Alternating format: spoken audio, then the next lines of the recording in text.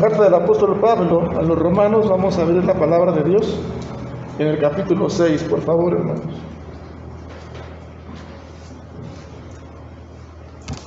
Vamos a hacer esta lectura de manera alternada también.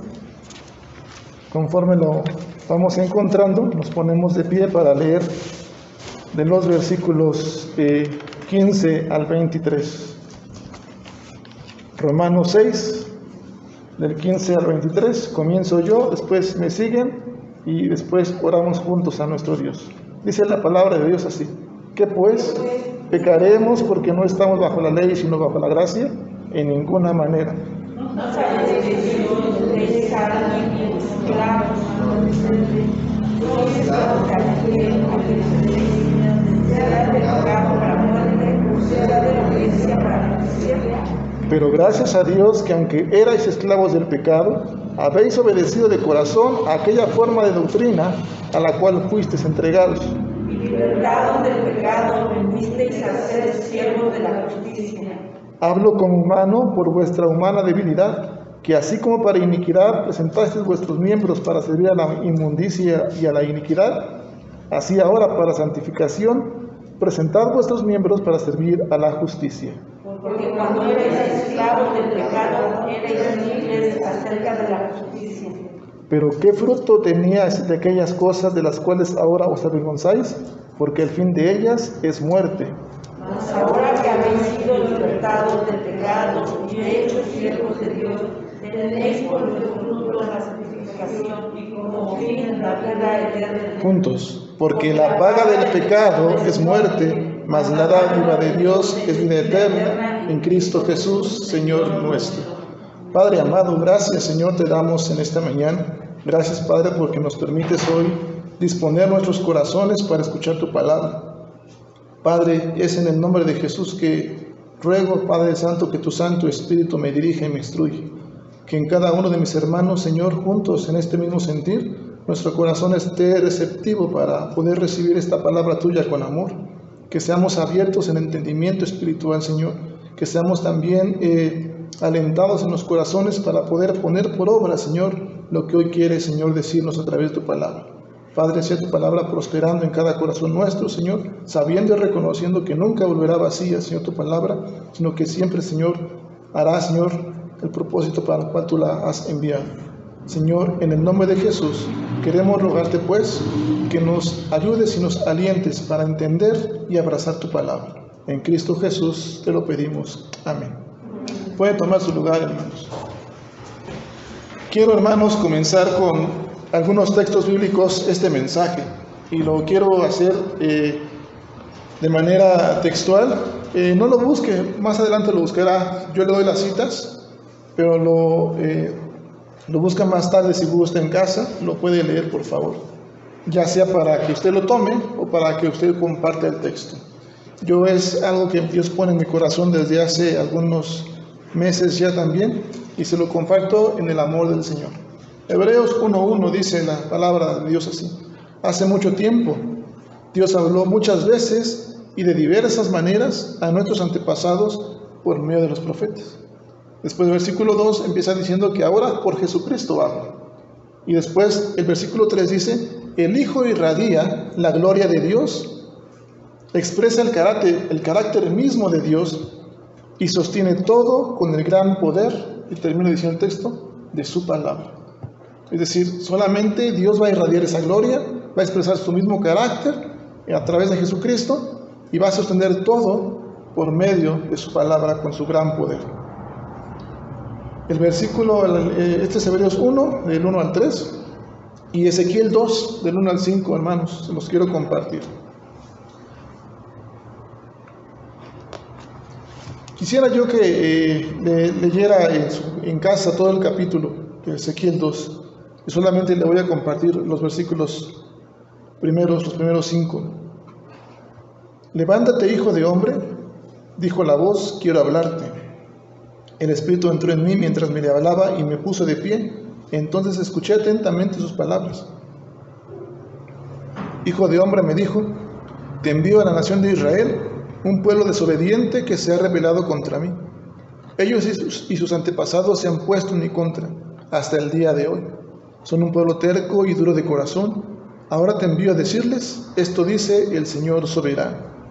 Ya sea que te escuchen o se nieguen a escuchar, pues recuerda que son rebeldes. Al menos sabrán que han tenido un profeta entre ellos. Tome esas palabras, apúntenlos, hermanos, y solamente Dios nos ayuda a entender lo que Dios quiere de nuestras vidas, hermanos. Estamos manejando el tema de volviendo a la libertad. Hoy es volviendo a la libertad desde la esclavitud, ¿verdad?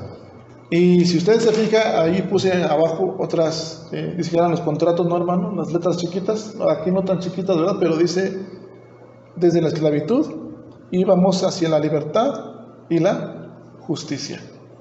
Y hermanos, el ser humano pareciera que cuando hablamos de libertad, pareciera estar tan obsesionado con la libertad. La aprecia mucho el ser humano la libertad. Para el hombre va a ser un horror o algo terrible perder su libertad, ¿verdad? Hay una gran necesidad en el ser humano de poder reconocer que muchas veces vivimos esclavizados por diferentes circunstancias, como lo decíamos el domingo pasado. Pueden ser temores. ¿Qué más mencionamos el domingo pasado, hermanos? Preocupaciones, ¿verdad? ¿Qué más? El mismo pecado. Muchas cosas nos pueden estar esclavizando. Pero el hombre va a expresar para él un horror, porque si recordamos ahora que celebramos la independencia de nuestra nación como mexicanos, si usted ve toda esta parte que se centra en esta celebración, es que para el hombre es una celebración porque es un horror perder la libertad, es decir, perder su derecho de autodeterminación, ¿no? De una nación independiente. Y entonces tiene esa necesidad el ser humano de poder ser libre, disfrutar esa libertad. Y todos de aquí queremos ser libres, hermanos, ¿o no? Amén. Y tenemos y conocemos dónde está la libertad, ¿verdad? En el capítulo 8 de Juan nos narra cuál es la libertad. Conoceréis la verdad y la verdad, ¿qué dice? Os hará que libres. Ahora para la pregunta, y no para que conteste ahorita, hermanos, ¿realmente conocemos la verdad? ¿Realmente conocemos al Señor para que podamos decir entonces, creo que estoy siendo libre? Porque muchas veces, hermanos, usted podrá ver, apunte su cita, Lucas capítulo 19, versículo 14. Muchas veces, cuando vemos esta palabra esclavitud, si yo les dijera, hermanos, recuerden que somos esclavos, creo que eso va a inquietar nuestro corazón y no nos gusta ser esclavos. Es más, el versículo 14 de Lucas dice que no queremos que nadie nos gobierne, que no queremos que nadie reine sobre nosotros, ¿verdad, hermanas casadas o las que estuvieron casadas? No queremos, cuando dice la escritura, someteos a sus maridos, ¿qué dice? ¿Por qué me voy a sujetar? El varón, ¿verdad? Cabeza de la familia, sométase a toda autoridad, porque por Dios ha sido puesta. Y a veces no queremos someternos a las autoridades, de manera que no queremos que nadie reine sobre nosotros, y mucho menos ni siquiera Dios, como dice aquí en Lucas 19. No queremos que reine sobre nosotros. Y la realidad, hermanos, es que todos, sin excepción, los que estamos aquí y los que están afuera, somos esclavos, de alguna manera o de otra. Acabamos de leer en este capítulo 6 de Romanos, y quiero que empecemos a ver el contexto. Versículo 1 dice, ¿qué pues diremos? ¿Perseveraremos en el pecado para que la gracia abunde? Pablo, al final del capítulo 5, en esta carta a los Romanos, había escrito en el versículo 20, ¿no? Que porque el pecado abundó, entonces abunda la gracia. Y esta situación a veces es muy malinterpretada en el texto, en este versículo, porque decimos, bueno, entonces para que reine, abunde la gracia, entonces pues seguimos, ¿qué? Pecando, para que abunde más la gracia. Pero Pablo responde aquí, en ninguna manera, porque los que hemos muerto al pecado, dice, versículo 2, ¿cómo viviremos aún en él? Hermanos, toda esta enseñanza del versículo 1 al versículo 14, Pablo nos describe que hemos sido perdonados y solamente por gracia. Por pura gracia somos perdonados. Y esa gracia nos va a justificar, porque esa gracia es expresada en la persona de Jesús, derramando su sangre en aquella cruz y resucitando, como Él lo prometió, al tercer día. Ya lo conocemos y ya lo sabemos. Pero no solamente la gracia va a justificar, sino que esta misma gracia también va a santificar. Es la misma gracia que nos va a santificar. Y esto por causa de nuestra unión con Jesucristo. Ahora, hermanos, segunda pregunta: ¿cómo ha sido, cómo está siendo su unión con Jesucristo al día de hoy? En el versículo 15 vuelve Pablo a repetir algo similar, pero de una manera variada. Leemos desde el versículo 14, por favor. Porque el pecado no se enseñoreará de vosotros, pues no estáis bajo la ley, sino que bajo la gracia. ¿Qué pues? ¿Pecaremos porque no estamos bajo la ley, sino bajo la gracia? ¿Y qué dice Pablo? En ninguna manera. A veces, hermanos, pensamos que la ley ya dejó de ser relevante para nosotros. Y como ya no estamos bajo la ley, ahora estamos bajo la gracia, entonces ya comienzo yo a hacer todo, a tomarlo todo a la ligera, porque al fin ya Dios me perdonó, ya no debo de hacer nada y yo puedo llegar a mi vida como antes. Y Pablo dice, en ninguna manera, no es para eso, mis amados hermanos. Es absurdo, hermanos, que el cristiano verdadero continúe su vida antigua o su manera de vivir de antes, pensando que como ahora ya no está bajo la ley, está bajo la gracia, puede seguir haciendo lo que bien le parezca. Y no es así, hermanos. Aquí hay dos ilustraciones que Pablo describe: la esclavitud y el matrimonio. Vamos a ver hoy la parte de la libertad, porque el matrimonio, hermanos, también es una especie de esclavitud. No se espanten, hermanos, los que estemos casados, hermana Lu, hermano Pablo, hermana Lupita, no. Es una especie de esclavitud, pero vamos a ir a eso, a describir toda esta parte de estas ilustraciones que Pablo maneja aquí. Porque Pablo está insistiendo en que todos somos esclavos de algo, de alguna u otra manera. Versículo 16 dice que nadie es absolutamente libre. ¿No sabéis que si os sometéis a alguien como esclavos para obedecerle, sois esclavos de aquel a quien obedecéis, sea del pecado para muerte o de qué dice? Para justicia? Mis amados hermanos, esta parte de someternos como esclavos es ofrecerse como esclavos, ¿sí? Es decir, aquí está el sacrificio, presentarnos como sacrificio, nuestros cuerpos, como ofrenda y como esclavos. Y dice que cuando nos ofrecemos como sacrificio, somos esclavos de aquel a quien obedecemos. Por ejemplo, hermanos, todos de algún modo, de alguna manera, nos hemos ofrecido como sacrificio ante un altar. No me refiero a que venga y esté en un altar, pero puede ser el altar del poder, puede ser el altar de la diversión, puede ser también el altar del placer, del hedonismo, del dinero, del amor al dinero. El trabajo, y decíamos hace 8 días, ¿las qué? Excusas o pretextos. ¿Saben lo que es el hedonismo? Es la tendencia que tiene una persona para buscar placer, en todos los sentidos, sea sensoriales o sensuales, o algo que me satisfaga a mí, que yo quiera y que me cause placer. Eso es el hedonismo. De manera que somos esclavos de aquel a quien obedecemos.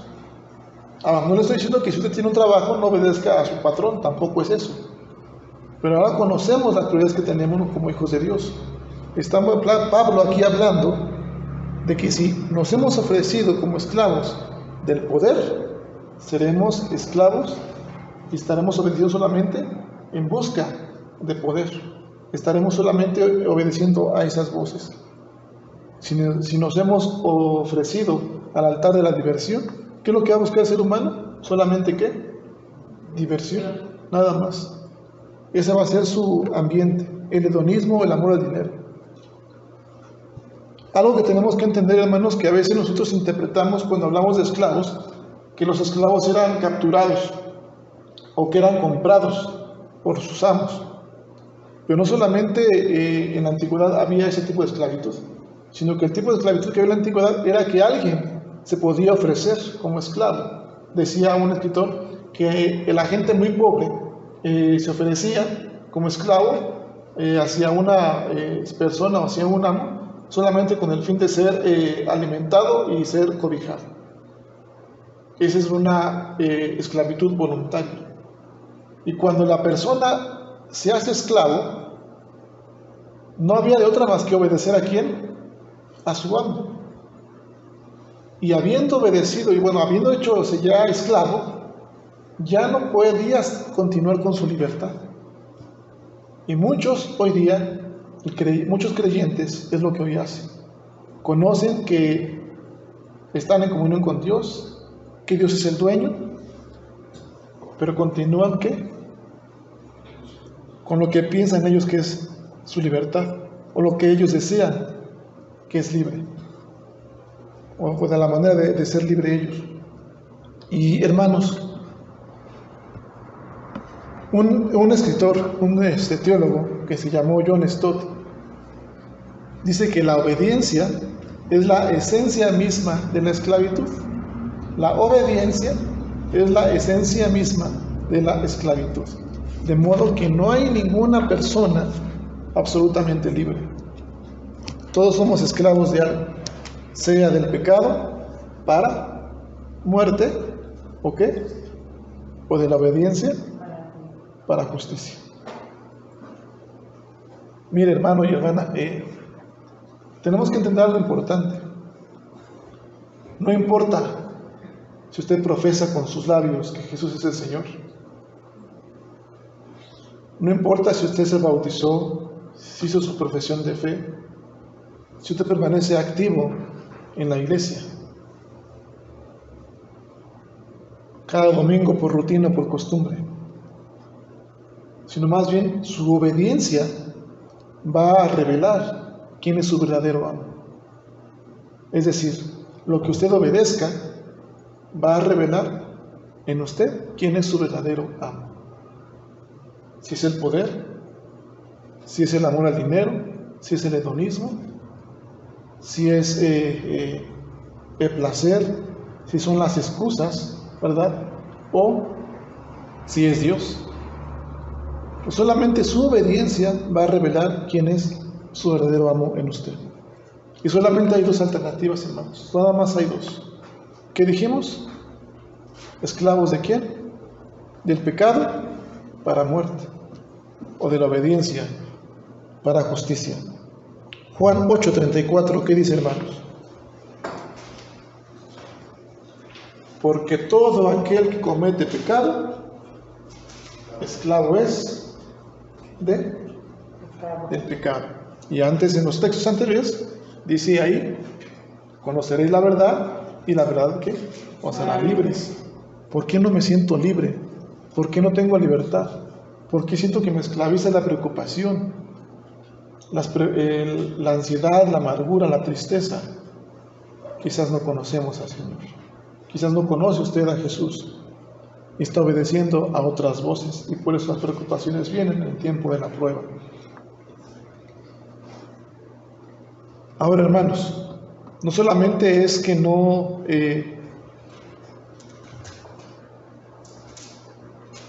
que profesemos con nuestra fe y que no mostremos convicción, sino quizás somos de cuna cristianos, pero no significa que hayamos sido convertidos. La conversión aquí Pablo la describe de alguna manera, versículo 17, sigo así, hermanos.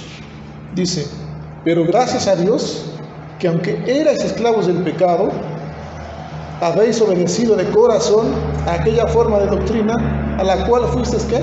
Entregados. Pero gracias a quién? A Dios. que aunque erais esclavos del pecado, ¿ahora qué pasó? Dice Pablo. Habéis obedecido de corazón a aquella forma de doctrina a la cual fuisteis entregados. Es decir, lo que Pablo está escribiendo aquí es un proceso de una manera en que pasamos de una esclavitud para pasar a otra esclavitud. Éramos esclavos del pecado, obedecemos de corazón y ahora nos hacemos esclavos ¿de quién? De Dios, o de la obediencia para justicia en la parte de Dios. Esta parte, hermanos, cuando dice a la cual fuisteis entregados, si usted ve por favor Romanos 1 en su Biblia, los versículos 24, 26 y 28, se va a dar cuenta cómo Pablo estaba hablando de los paganos, cómo Dios había entregado a estos creyentes paganos hacia sus enemigos. Y dice, por lo cual Dios los entregó. 24, 26, 28, así dice la palabra. 3 veces se repite esta parte en este pasaje del capítulo 1. Es decir, cuando vemos entonces que dice, pero gracias a Dios, que aunque erais esclavos del pecado, habéis obedecido de corazón a aquella forma de doctrina por la cual a la cual fuisteis entregados, no es que al hombre le hayan dado o Dios le haya entregado una serie de doctrinas para obedecer o para aceptarlas, no es eso, sino que Dios entregó a esas personas, o al creyente en este caso, a quien le recibe, a libertad y a vida eterna. Es la misma palabra que se usa para los entregados, es una voz pasiva, o sea, el hombre no hace nada, es Dios quien está haciendo, quien hace la actividad, es Dios quien entrega, de esta manera que también nos entregó a esta esclavitud, pero dándonos vida y librándonos ¿de qué? Del pecado. Ahora, hermanos, esa obra de Dios en nosotros va a dar un resultado y va a producir algo importante en nuestra vida. Un corazón rendido a Él, mostrando una verdadera conversión. No solamente es profesar, no solamente es obedecer, es rendir nuestro corazón ¿a quién? A Dios. Pero ahora, hermanos, ¿somos libres o somos esclavos? ¿Qué dice usted?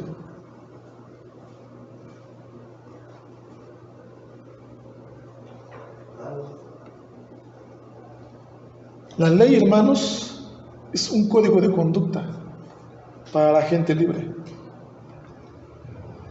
El que era antes esclavo del pecado, ahora es libre de ese pecado para hacerse esclavo ahora ¿de quién? De Dios. Y no es que podamos hacer lo que bien nos parezca, porque ya no estamos bajo la ley, sino bajo la gracia. Sino que más bien esa ley ahora va a ser un código de conducta de cómo comportarnos como esclavos de Dios. De manera que esta obediencia a Dios va a ser verdadera libertad. Por eso el tema es desde la esclavitud, porque somos esclavos, seguimos siendo esclavos, pero vamos a ser ¿qué? Libres, pero también vamos a libertad y a justicia. No solamente la libertad la vamos a gozar, sino también la justicia. Dijimos que esta gracia de Dios en la persona de Jesús nos ¿qué? Justifica, pero también nos santifica. Pero hermanos, hay un problema, que el pecado sigue morando en nosotros. Y es ahí donde empieza la guerra interna del hombre, la lucha interna del hombre. Vayamos al versículo 12 de este capítulo 6, un poquito nada más atrás. No reine pues el pecado en vuestro cuerpo mortal, de modo que lo obedezcáis en sus concupiscencias. Ni tampoco presentéis vuestros miembros al pecado como instrumentos ¿de qué?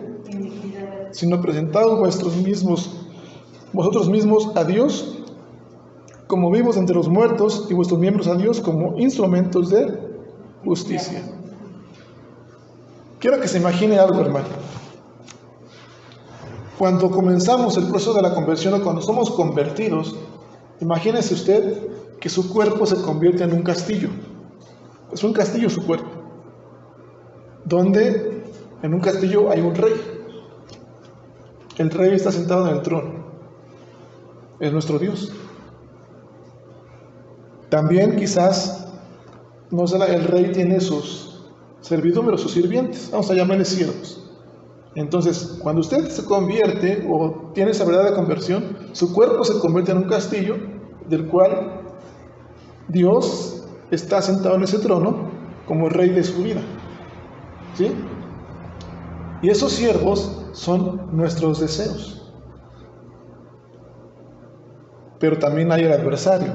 En este caso no solamente es el enemigo mostrado a través del pecado, donde podemos verlo como aquel rey o aquel monarca destronado, queriendo volver al trono a gobernar en ese castillo. Y usa una estrategia. Primeramente, tomar cautivo nuestros deseos mediante el engaño del pecado para que nos rebelemos nuevamente contra Dios y contra su autoridad. Esa es la manera en que el enemigo actúa. Ya usted es convertido o convertida. Su cuerpo es un castillo, su rey es Dios como rey de su vida, está sentado en el trono, pero hay alguien celoso, envidioso, que quiere, porque fue destronado de ese trono, pero quiere regresar otra vez a gobernar en ese castillo. Y usa una estrategia que es engañarle con el pecado, tomando cautivos sus deseos, sus pensamientos. De manera, hermanos, que su intención es no solamente que seamos engañados, sino que nos rebelemos ante la autoridad de nuestro rey. Y muchas veces es lo que hacemos. De manera que cuando usted habla, y permítame decirlo así, chismea, es el enemigo quien toma cautiva su lengua para que más bien hable lo que no debe de hablar. Cuando usted quizás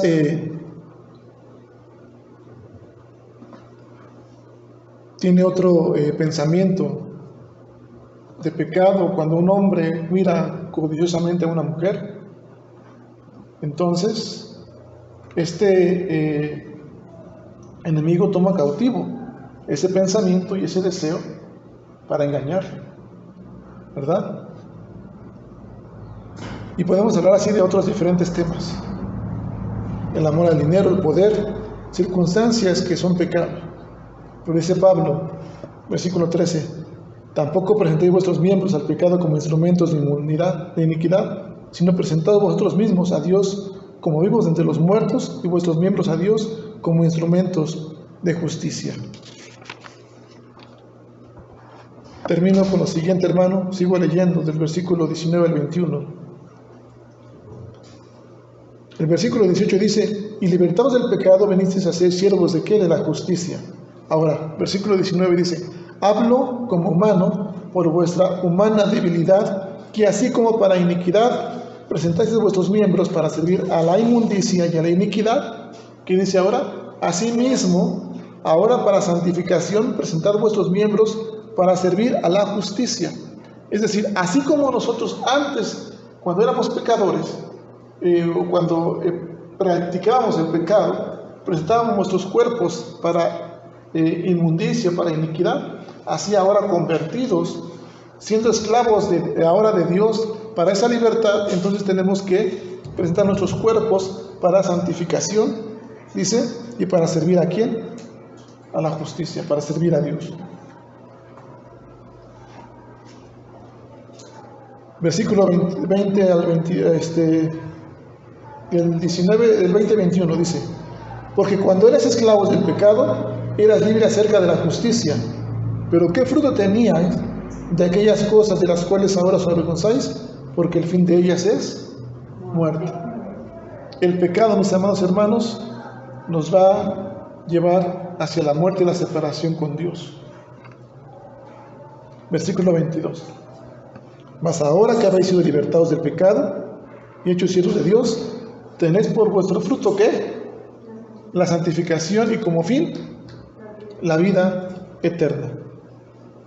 Un motivo más, hermanos, para valorar la gracia de Dios. Un motivo más, hermanos, para poder no resistirnos a esa gracia y que haya un mover en el corazón nuestro, no solamente para adorar a Dios, Y son no solamente para obedecerle, sino para responder ese llamado que Dios nos hace a través de su palabra. Y hermanos, a veces hablamos de las excusas, que también son pecado y nos esclavizan.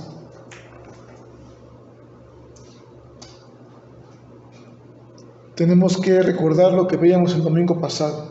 A veces damos excusas inconsistentes. Aquel hombre, dijimos, ¿se acuerda?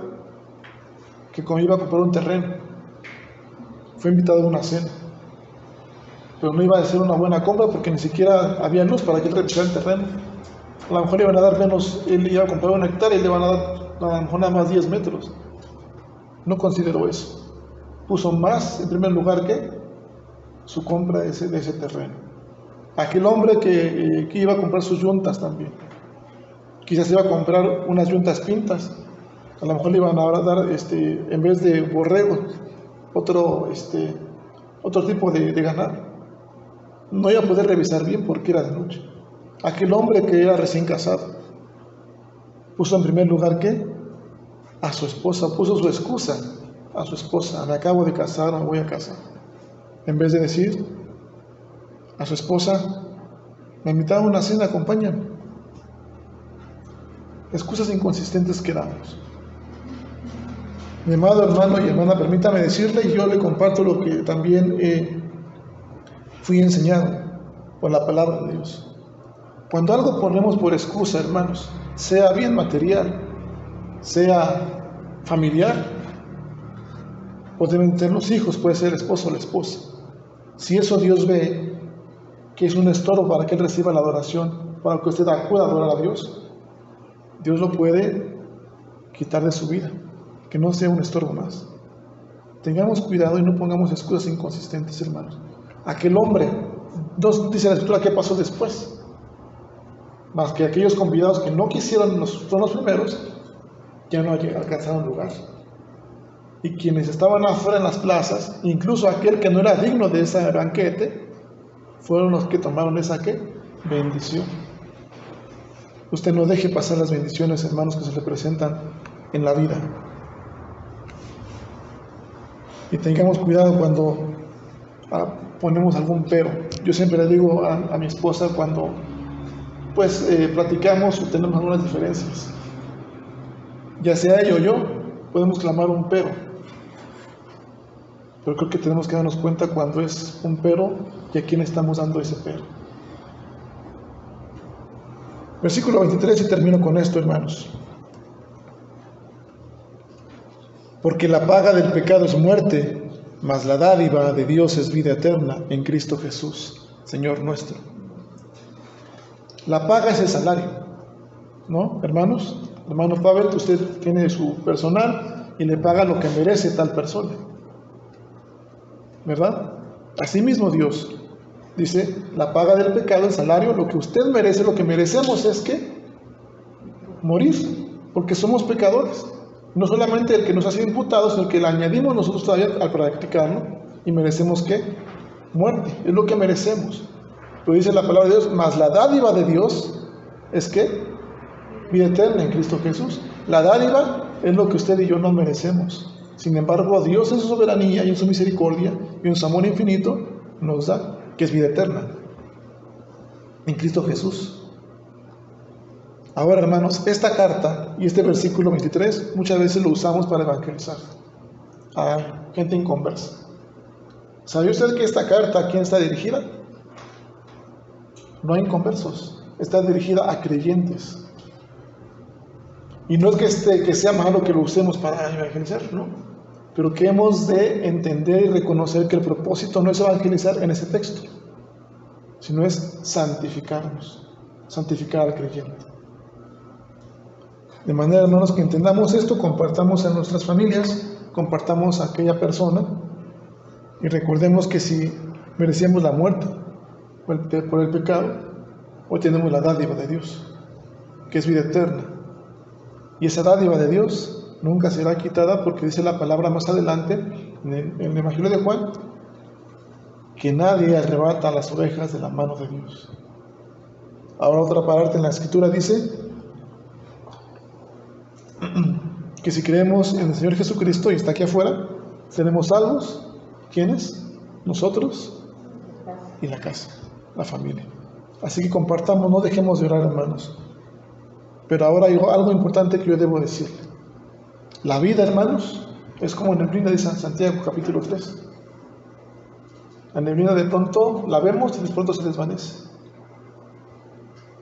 Isaías dice: busque a Dios mientras pueda ser hallado. No vaya a pasar como aquellos convidados, que los primeros que fueron invitados ya no alcanzaron lugar. Pensaron que tenían tiempo para prepararse, como aquellas vírgenes. Después dirá en otro pasaje Jesús. Aún es tiempo, hermanos, de compartir, de valorar la gracia y de recordar que tenemos la dádiva de Dios y de hacernos esclavos de Dios para obediencia, de la justicia también, y entonces sí, hermanos, gozar de esa verdadera libertad. Y nunca más el temor, la preocupación se va a enseñorear de nosotros. Amén, hermanos. Vamos a ponernos de pie, vamos a orar, por favor. Hermana Marce Arena, ¿nos podrá apoyar con una oración por la confirmación del mensaje, hermana Marce? Bendito Padre celestial, en esta tarde te damos las gracias, Padre, porque en cada una de estas palabras se nos ha hablado. Gracias, Señor, por darnos la oportunidad, Padre, de estar aquí, Padre celestial. Y Señor, también le ponemos en tus benditas manos a todos aquellos hermanos que han dejado de existir, Padre, que usted toque sus corazones, sus mentes, Padre, y que pronto estén aquí con nosotros. Gracias, Señor. Todo esto se lo pedimos y le damos las gracias en el bendito nombre de nuestro Señor Jesucristo. Amén. Amén.